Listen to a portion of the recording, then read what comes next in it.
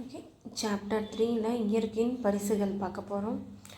விலங்குகள் மற்றும் தாவரங்களை தவிர நீர் மற்றும் உணவு போன்ற பல விஷயங்களை நம் இயற்கையில் காண்கின்றோம். அவை நமக்கு விலை மதிப்பற்ற வளங்களை, ஆரோக்கியமான வாழ்க்கையை தருகிறது. இந்த அழகு தண்ணீர் மற்றும் உணவு ஆராய்கிறது. ஆரோக்கியமாக சாப்பிடுவதை நோக்கமாக கொண்டிருக்க வேண்டும். சுத்தமான தண்ணீர் மற்றும் இந்த அழகு தண்ணீர் மற்றும் உணவு ஆராய்கிறது. ஆரோக்கியமாக சாப்பிடுவதை நோக்கமாக கொண்டிருக்க வேண்டும்.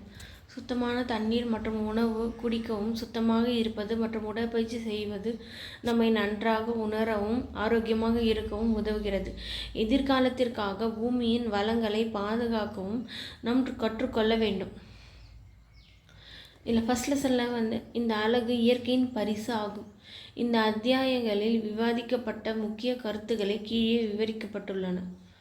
8th லெசனில் நம்ம என்ன படிக்க போகிறோம்னா, நீர் ஒரு விலை மதிப்பற்ற பரிசு. மழை பொழிவு எவ்வாறு விலை மதிப்பற்ற தண்ணீரை வழங்குகிறது என்பதை எடுத்து காட்டுகிறது. பின்னர் அது வெவ்வேறு வழிகளில் சேமிக்கப்படுகிறது. இந்த நீரின் தூய்மையை உறுதி செய்து வீடுகளுக்கு விநியோகிக்கிறோம். ஒவ்வொரு வீடும் தினசரி பயன்பாட்டுக்காக தண்ணீரை சேமித்து பல வழிகளில் பயன்படுத்துகிறது. இருப்பினும் நீரின் தரம் மற்றும் அளவு ஆகிய இரண்டிலும் சவால்கள் எழுகின்றன. இந்த பிரச்சனைகளை தீர்வு காண நீர் ஆதாரங்களை பாதுகாக்கும் நோக்கில் பல்வேறு நடவடிக்கைகளை நாங்கள் செயல்படுத்துகிறோம்.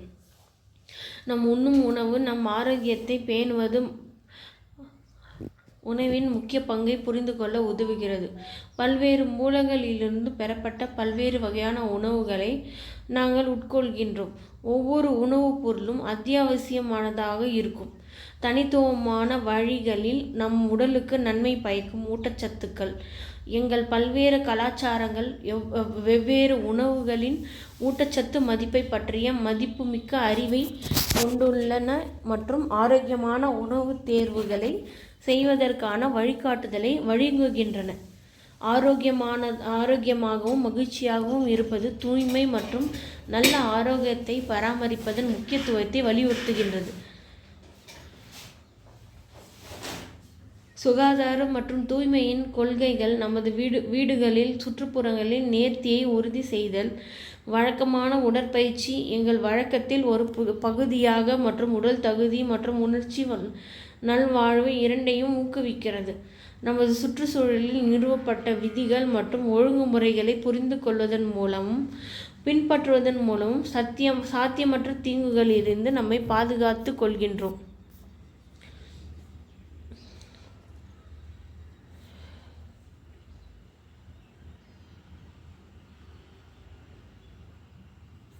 ஓகே, நீர் ஒரு விலை மதிப்பற்ற பரிசு.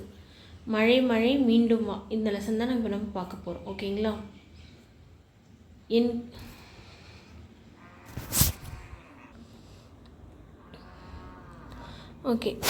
என் கீழ் வருகிறது, ஆனால் ஒருபொழுதும் எழுந்திருக்க மாட்டீர்களா?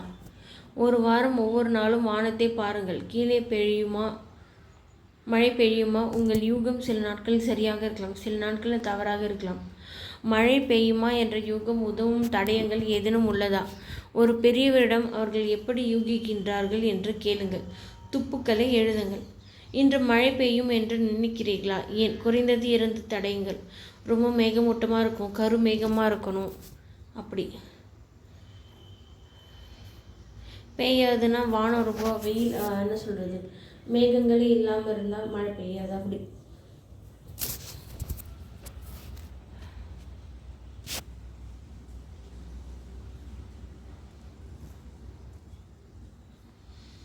மழைகள் பற்றி உங்களால் முடிந்தவற்றில் பல கேள்விகளை கேளுங்கள். கனமழை அல்லது லேசான மழையா? மழை துளிகள் பெரியதா அல்லது சிறியதா? அவைகள் வேகமாக அல்லது மெதுவாக கீழே வருகிறதா? மழை மிகவும் கனமாக இருக்கிறது, ஆனால் நீங்கள் தண்ணீர் துளிகளை பார்க்க மாட்டீர்கள். ஆனால் கோடுகள் அல்லது நீர் பரப்பை மட்டுமே காண முடியும். மழை நேராக கீழே விழுகிறதா அல்லது சாய்ந்ததா அல்லது அதன் திசைகள் மாறுகிறதா? ஏன் என்று யூகிக்கவும். ஒரு பாத்திரத்தில் மழை நீரை சேகரிக்கவும். அது சுத்தமாக அல்லது அழுக்காக இருக்கிறதா? நீங்கள் கவனித்த மழையின் படத்தை வரையவும். இன்று மீண்டும் மழை பெய்யும் என்று நினைக்கிறீர்கள் அல்லது நாளைக்கா? நீங்கள் ஏன் அப்படி நினைக்கிறீர்கள்? உங்கள் பகுதியில் மட்டும் அல்லது அருகில் உள்ள பிற இடங்களில் மழை பெய்ததா? ஒரு யூகத்தை உருவாக்கவும். பின்னர் கேளுங்கள் மற்றும் கண்டுபிடிக்கவும். மழையை பற்றி சில பாடல்களை கண்டறியவும் அல்லது உங்கள் மொழியில் அல்லது வேறு ஏதேனும் ஒன்றை கண்டறியவும். மழையை பற்றிய சில பாடல்களை பாடுங்கள். மழை உங்களை மகிழ்வித்ததா அல்லது எல்லோரும் மகிழ்வித்ததா? மழை பெய்தபோது நிறைய தண்ணீர் தரையில் விழுந்தது. இந்த தண்ணீர் எங்கே போனது? இங்கே வெவ்வேறு பரப்புகளில் மழை பெய்கிறது. வெவ்வேறு பரப்புகளில் மழை நீருக்கு என்ன நடக்கிறது என்பதை கற்பனை செய்து பாருங்கள். மழை நீர் மண்ணில் உறிஞ்சப்பட்டு குட்டைகளில் சேகரிக்கப்படுகிறதா அல்லது பாய்கிறதா? இது ஒரு சிறிய ஓடையோ அல்லது நதியோ சேருமா என்று நீங்கள் எப்பொழுதாவது யோசித்திருக்கிறீர்களா? மழை நின்று சூரியன் வெளியே வந்த பிறகு என்ன நடக்கும்? இந்த அனைத்து நீருக்கும் எங்கு நடக்கிறது? உங்கள் சொந்த யூகங்கள் உருவாக்குங்கள். மழை நீர் மண்ணில் ஊற வைக்கப்படும் பொழுது அல்லது மெதுவாக மண்ணில் கீழ் பாய்ந்து ஓடை அல்லது குளத்தில் சேரலாம். பாறைகளுக்கும் மண்களுக்கும் இடையான தரையில் கீழ் சில தண்ணீரில் சேமிக்கப்படுகிறது. நமது கிணற்றுகளில் உள்ள நீர் இந்த நிலத்தடி நீரிலிருந்து வருகிறது. ஓடையில் ஓடும் நீர் பின்னர் ஆறுகளில் இணைகிறது. சில நீர் குட்டைகள், குளங்கள் மற்றும் ஏரிகள் மற்றும் கடல்கள் மற்றும் பெருங்கடலில் கூடுகிறது. டூ யூ நோன்னு சொல்கிறாங்க. உங்கள் ஊரில் இருக்க ஓடை, ஆறு, குளம், ஏரி இதோட பெயர், அதோட தகவலை கண்டறிங்க. அதை பார்வையிட்டு அதன் படத்தை வரையும். அதை சுற்றி நீங்கள் பார்க்கும் மரங்கள், பறவைகள், விலங்குகளை வரையணும். கவிதையை கண்டுபிடித்து வகுப்பில் பாடவும். தண்ணீர் ஒரு விலைமதிப்பற்ற பரிசு. தண்ணீர் என்பது ஒரு விலைமதிப்பற்ற பரிசு. நீர் என்பது வானத்திலிருந்து விழும் பரிசு. இந்த பரிசு நமது வீடுகளுக்கு சிறப்பு வழிகளில் சென்றடைகிறது. இந்த பரிசை நாம் எவ்வாறு கவனித்துக் கொள்கிறோம்? அதை எப்படி சேமிப்பது? அதை வைத்து நாம் என்ன செய்ய வேண்டும்? வீட்டுக்கு சென்று கண்டுபிடிப்போம். பெரும்பாலான நாட்களில் சூர்யாவும் பர்காவும் வீட்டில் உள்ள குழாயில் இருந்து தண்ணீர் பெறுகிறார்கள். பள்ளியிலும் குழாய்களிலும் இருந்து தண்ணீர் கிடைக்கும். இந்த குழாய்கள் அனைத்து குழாய்கள் மூலம் தண்ணீர் கிடைக்கும். இந்த குழாய்களில் தண்ணீர் எங்கிருந்து வருகிறது? சூர்யாவும் பர்காவும் குழாயை பின்தொடர்ந்து கூரையில் ஒரு தொட்டி இருப்பதை கண்ட. முதலில் தொட்டியில் தண்ணீர் எப்படி வந்தது என்று இப்போது குழப்பம் அடைந்தனர்.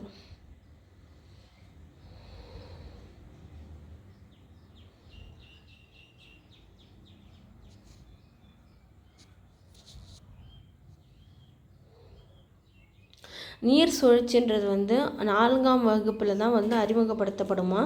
இப்பொழுதைக்கு கடினமான பரப்புகளில் எஞ்சியிருக்கும் நீர் வெயிலில் வறண்டு போவதை குழந்தைகள் கவனிக்கட்டும். மண்ணில் மூழ்கும் மழை நீர் மிகவும் முக்கியமானது. ஏனெனில் இது நமது நீர் ஆதாரங்களை ரீசார்ஜ் செய்து தாவரங்கள் வளர உதவுகிறதுன்னு சொல்கிறாங்க.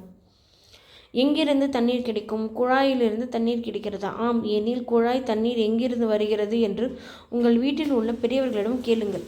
மொட்டை மாடியில் அல்லது சிறிய தூரத்தில் உள்ள ஒரு தொட்டியில் பற்றி அவர்கள் உங்களுக்கு சொல்லலாம். தண்ணீர் தேக்கி வைக்கப்படும் தொட்டிகள் ஏதேனும் பற்றி நீங்கள் கண்டுபிடித்தீர்களா? அந்த தொட்டிகளுக்கு தண்ணீர் எப்படி வந்தது? அந்த தொட்டிக்கு தண்ணீர் கொண்டு வரும் பெரிய குழாய்கள் ஏதேனும் உள்ளதா? இந்த குழாய்கள் எங்கிருந்து வந்தன? கிணற்றிலிருந்து தண்ணீரை கிடைக்கும் அல்லது ஆழ்துணத்தில் கிணற்றிலிருந்து தண்ணீர் கிடைக்கும். கவனிக்கும். கிணற்றிலிருந்து எடுக்கப்படும். இது ஒரு காப்பி அல்லது கை பம்ப் அல்லது மின்சார பம்ப் பயன்படுத்தப்படலாம்.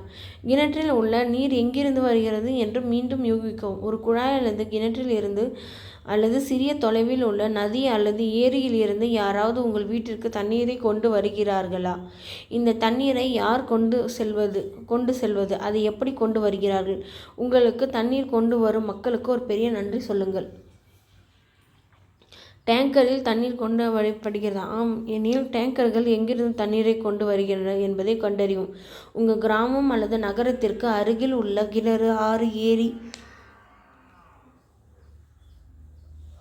உங்கள் நீர் வருகிறதா?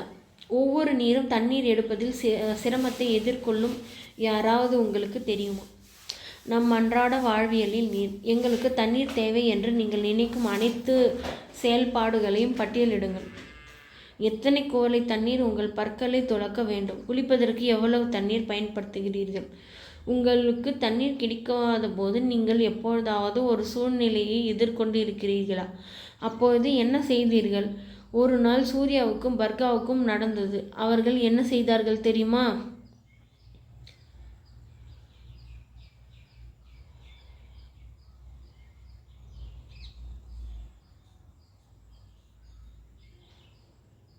உங்கள் தாத்தா பாட்டியை கேளுங்கள், அவங்களுக்கு எப்படி தண்ணீர் கிடைத்தது என்று.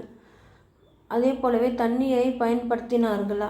அவர்கள் தண்ணீரை எவ்வாறு சேமித்து வைத்தார்கள்? நீங்கள் கண்டுபிடித்ததை பற்றி ஒரு சிறு. அவர்கள் நமக்கு தண்ணீர் கிடைப்பதில்லை என்று தெரிந்தும் அதை நாங்கள் சேமித்து வைக்கிறோம். சில இடங்களில் மக்கள் ஓடவில்லை. அவர்கள் வீடுகளில் குழாய் மற்றும் குழாய் மூலம் தண்ணீர் அவர்கள் ஒரு நதி அல்லது கிணற்றில் இருந்து தண்ணீரை கொண்டு வர வேண்டும். சில நேரங்களில் அது தண்ணீர் டேங்க் மூலம் வழங்கப்பட்டு வீட்டில் சேமிக்கப்படுகிறது. பல ஆண்டுகளுக்கு முன்பு உலகில் எங்கும் குழாய்கள் இல்லை. எனவே மண்பானைகள், கனிமண், சுராஜ், செப்பு பாத்திரம், பித்தளை பானை, எஃகு பானை, அலுமினிய பானை, கண்ணாடி பாட்டில், பிளாஸ்டிக் வாளி, குழாய்கள். எனவே மக்கள் சேமிப்பதற்கு கொள்கலன்கள் அல்லது கப்பல்கள் உருவாக்க கற்றுக்கொண்டனர். வீட்டில் தண்ணீரை சேமிப்பதற்கு இப்பொழுது ஒரு நாளில் பயன்படுத்தும்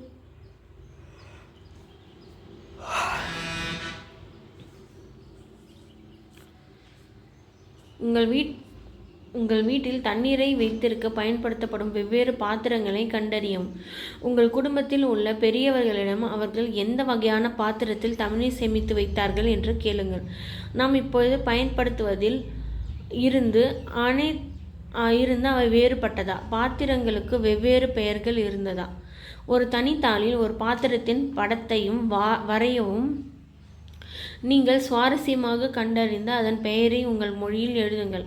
உங்கள் ஆசிரியரின் உதவியுடன் இந்த படங்களின் கண்காட்சியை உங்கள் வகுப்பறையில் வைக்கும். சுற்றி பார்க்கவும். உங்கள் வகுப்பு தோழர்கள் வரைபடங்களை கவனிக்கவும். எத்தனை வகையான பாத்திரங்கள் வரையப்பட்டுள்ளன? பாத்திரங்களில் ஏதேனும் வடிவங்கள் கண்டுபிடித்தீர்களா?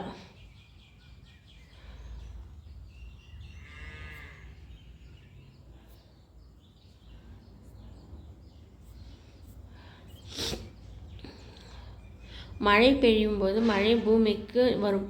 இது எங்கள் பல ஆதாரங்களை மெதுவாக நிரப்புகிற நீரோடை, ஆறு, குளம், ஏரி, கிணறு, நிலத்தடி நீர் போன்ற இந்த ஆதாரங்கள் இருந்து பல வழிகளில் எங்கள் வீட்டுக்கு தண்ணீர் கொண்டு வருகிறோம். அதை பல வழிகளில் சேமிக்கிறோம். அதை நாம் பல வழிகளில் பயன்படுத்துகிறோம். நாம் தண்ணீரை பயன்படுத்திய பிறகு என்ன நடக்கும்? தண்ணீர் விஷயங்கள் சுத்தமாக வைத்திருக்க உதவுகிறது. இது நம் ஆரோக்கியத்திற்கு மிக முக்கியமானது. ஆனால் நாம் அதை பயன்படுத்திய பிறகு தண்ணீர் அழுக்காகிறது. நாம் குடிப்பதை அல்லது சமைப்பதற்கு அழுக்கு நீரை பயன்படுத்த முடியாது. ஆனால் கழிவு நீரை மீண்டும் நமது செடிக்கு நீர்ப்பாசனம் செய்து அல்லது கழிப்பறைகளை சுத்தமாக பயன்படுத்தலாம். நமது நீரின் பயன்பாட்டை குறைக்கவும் முடிந்தவரை தண்ணீரை மீண்டும் பயன்படுத்தவும் முயற்சிப்போம். அதிக சோப்பு மற்றும் இது போன்ற பிற ரசாயனங்களை தண்ணீரில் சேர்க்கக்கூடாது. வானத்தில் இருந்து கிடைத்த இந்த அருமையான பரிசை நாம் கவனிப்போம். ஒவ்வொரு துளியும் கணக்கிடப்படுகிறது. நீர் புனிதமாக கருதப்படுகிறது, ஏனெனில் அது நம் உயிர் வாழ்வதற்கு முற்றிலும் அவசியம். 3 நாட்கள் மேல் குடிநீரின்றி வாழ முடியாது. ஒரு மனுஷன் தண்ணி இல்லாமல் 3 நாள் மேலே சர்வை பண்ண முடியாது. நம் வீட்டிற்கு வரும் மக்களுக்கு முதலில் தண்ணீர் வழங்க இதுவே காரணம். மிக குறைந்த மழை மற்றும் பெரிய நீர்நிலைகள் இல்லாத சில இடங்கள் மக்கள் தண்ணீரை பெற நீண்ட தூரம் நடக்க வேண்டும். எல்லோருக்கும் எங்கும் எந்த நேரத்திலும் சுத்தமான குடிநீரை பெற வேண்டும் என்று நீங்கள் நினைக்கவில்லையா? நடவடிக்கை எடு. உங்கள் வீட்டு வாசலில் வருபவர்களுக்கு சுத்தமான குடிநீரை வழங்கவும். அது எங்களுக்கு அஞ்சல் அல்லது சுகாதார சேவைகளை வழங்குபவர்களாக இருக்கலாம். உள்ள பல இடங்களில் பானைகள் வெயிலில் வைத்திருக்கும் பாரம்பரியம் உள்ளது. வீடுகள் அதனால் தாகமாக உணரும் எவரும் தண்ணீர் கிடைக்கும். குறிப்பாக வெப்பமான கோடை மாதங்களில் இது அவ்வாறு இருக்கும். ஒரு தொட்டியில் விலங்குகளுக்கு தண்ணீர் குடிப்பது ஒரு பறவை குளியல்.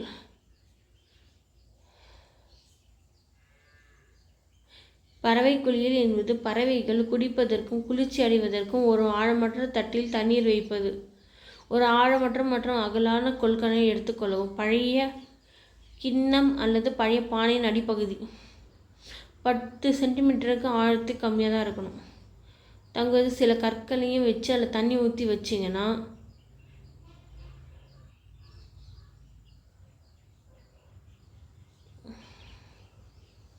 வாரத்துக்கு 2 முறை ஸ்க்ரப்பர் மூலம் பறவை குழிகளை சுத்தம் செய்யவும். சமையலறை பாத்திரங்களுக்கு இந்த ஸ்க்ரப்பரை தோட்டத்திற்கு பயன்படுத்தவும். மழைக்காக காத்திருந்தீர்களா? மழைத்துளிகள் தரையில் விழுந்ததை பார்த்தீர்கள். மழை நீரை சேகரித்து சுத்தமாகவோ அல்லது அழுக்காகவோ இருப்பதை கவனித்தீர்களா? பல்வேறு இடங்களில் மழை நீர் விழுவதை பார்த்தீர்கள்.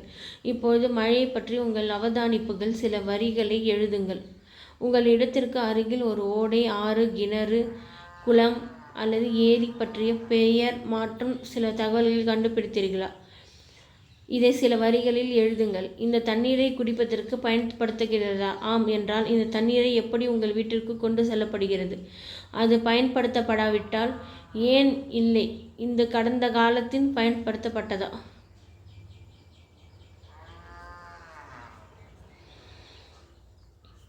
விவாதம் செய். தண்ணீர் மிகவும் விலை மதிப்பற்றது.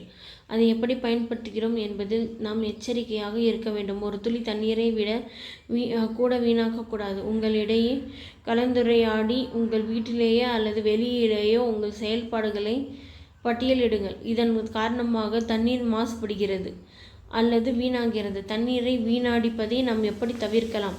உங்கள் குழுவுடன் 3 தீர்வுகளை பற்றி யோசித்து அவற்றை உங்கள் நோட்புக்கில் எழுதுங்கள்.